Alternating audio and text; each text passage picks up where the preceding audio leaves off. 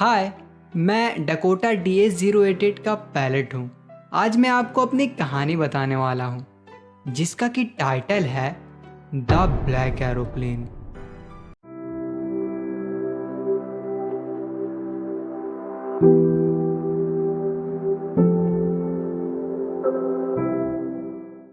चांद मेरे पीछे ईस्ट में आ रहा था और मेरे ऊपर साफ आसमान में सितारे चमक रहे थे। आसमान बिल्कुल साफ था और कोई भी बादल नहीं थे। मैं सोए हुए देहाती इलाकों के ऊपर से जा रहा था। मैं अपने पुराने डकोटा एरोप्लेन को फ्रांस के ऊपर से वापस इंग्लैंड ले जा रहा था। मैं अपनी छुट्टी का सपना देख रहा था और अपने फैमिली के साथ रहने का इंतज़ार कर रहा था। मैंने अपनी घड़ी देखा, उसमें सुबह के 1:30 बज रहे थे। मैंने सोचा कि मुझे जल्द ही पेरिस कंट्रोल को फ़ोन करना चाहिए। जैसे ही मैंने एरोप्लेन के नीचे देखा, मुझे अपने सामने एक बड़े शहर की रोशनी दिखाई दी। मैंने रेडियो को चालू किया और कहा, Paris control, Dakota DS-088 here, क्या आप मुझे सुन सकते हैं? मैं इंग्लैंड जा रहा हूँ, ओवर। कंट्रोल रूम की तरफ से फ़ौरन जवाब आता है, DS-088, मैं सुन सकता हूँ। आपको अब 12 डिग्री वेस्ट की तरफ मुड़ना चाहिए। DS-088, over. मैंने मैप और कंपास को चेक किया, फिर अपने दूसरे और आखिरी फ्यूल टैंक पर स्विच किया और डकोटा को 12 डिग्री वेस्ट में इंग्लैंड की तरफ मोड़ दिया। फिर मैंने सोचा, उम्मीद है मैं नाश्ते के लिए टाइम पर पहुंच जाऊंगा। एक अच्छा बड़ा इंग्लिश ब्रेकफास्ट। अभी तक सब कुछ ठीक चल रहा था। ये एक आसान उड़ान थी। जब मैंने बादलों को देखा तो पेरिस मुझसे लगभग 150 किलोमीटर पीछे था। तूफानी बादल, वे बहुत ही बड़े थे। वे आसमान में मेरे सामने खड़े काले पहाड़ की तरह लग रहे थे। मुझे पता था कि मैं इसके और ऊपर नहीं उड़ सकता और मेरे पास इतना फ्यूल भी नहीं था कि मैं उनके चारों तरफ नॉर्थ या साउथ में उड़ सकूं। मैंने सोचा कि मुझे पेरिस वापस जाना चाहिए, लेकिन मैं घर जाना चाहता था। मुझे वो नाश्ता चाहिए था। फिर मैंने सोचा कि मुझे रिस्क लेना चाहिए और उस पुराने डकोटा को सीधे तूफान में उड़ा दिया। बादलों के अंदर अचानक सब कुछ काला हो गया था। एरोप्लेन के बाहर कुछ भी नहीं दिख रहा था। पुराना होने की वजह से एरोप्लेन उछलकर हवा में मुड़ गया। मैंने कंपास को देखा, मुझे अपनी आंखों पर यकीन नहीं हुआ। कंपास गोल गोल घूम रहा था, वो खराब हो चुका था। दूसरे इंस्ट्रूमेंट भी अचानक खराब हो चुके थे।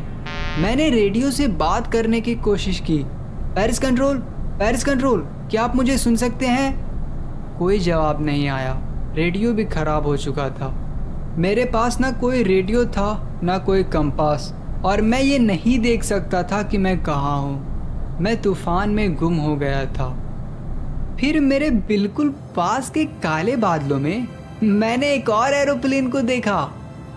इसके विंग्स पर कोई भी लाइट्स नहीं थी, लेकिन मैं इसे तूफान में अपने साथ उड़ता हुआ देख सकता था। मैं देख सकता था कि पायलट का फेस मेरी तरफ है। मैं एक और आदमी को देखकर बहुत ही खुश हुआ। इसने एक हाथ से इशारा किया। मैंने सोचा कि वो बोल रहा है कि मुझे फॉलो करो। शायद वो जानता था कि मैं खो गया हूँ, इसलिए वो मेरी मदद करने की कोशिश कर रहा था। उसने अपने एरोप्लेन को नॉर्थ की तरफ घुमाया, मेरे डकोटा के सामने, ताकि मेरे लिए उसको फॉलो करना आसान हो जाए। एक फर्मा बरदार बच्चे की तरह अजीबोगरीब एरोप्लेन के पीछे जाकर मुझे बहुत ही खुशी हुई। आधे घंटे बाद भी अजीब ब्लैक एरोप्लेन मेरे सामने बादलों में था। अब पुराने डकोटा के लास्ट टैंक में 5 या 10 मिनट और उड़ान भरने के लिए लिमिटेड फ्यूल ही था। मुझे फिर से डर लगने लगा, लेकिन फिर वो नीचे जाना शुरू कर दिया और मैंने तेज़ी से उसका पीछा किया। अचानक मैं बादलों से बाहर आया और मेरे सामने रोशनी की 2 लंबी स्ट्रेट लाइन दिखाई दी। ये एक रनवे था। मैं अब सेफ था। मैं ब्लैक एरोप्लेन में अपने फ्रेंड को तलाश करने के लिए मुड़ा, लेकिन आसमान खाली था। वहाँ कुछ भी नहीं था। ब्लैक एरोप्लेन चला गया था।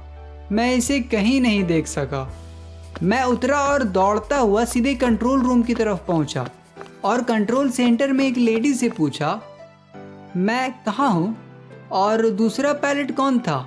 मुझे उसे शुक्रिया बोलना है। वो मुझे बहुत अजीब तरह से देखी और फिर हंस पड़ी। एक और एरोप्लेन इस तूफान में ऊपर? आज रात कोई भी दूसरा एरोप्लेन नहीं उड़ रहा था, सिर्फ आपका ही था जिसे मैं रेडार पर देख सकती थी। तो किसने मुझे बिना कंपास या रेडियो के और बिना किसी फ्यूल के सेफली यहाँ तक पहुँचाने में मेरी मदद की?